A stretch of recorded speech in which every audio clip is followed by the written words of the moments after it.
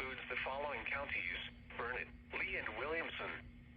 Remember, a tornado watch means the conditions are favorable for the development of severe weather, including tornadoes, large hail, and damaging winds in and close to the watch area. While severe weather may not be imminent, persons should remain alert for rapidly changing weather conditions and listen for later statements and possible warnings.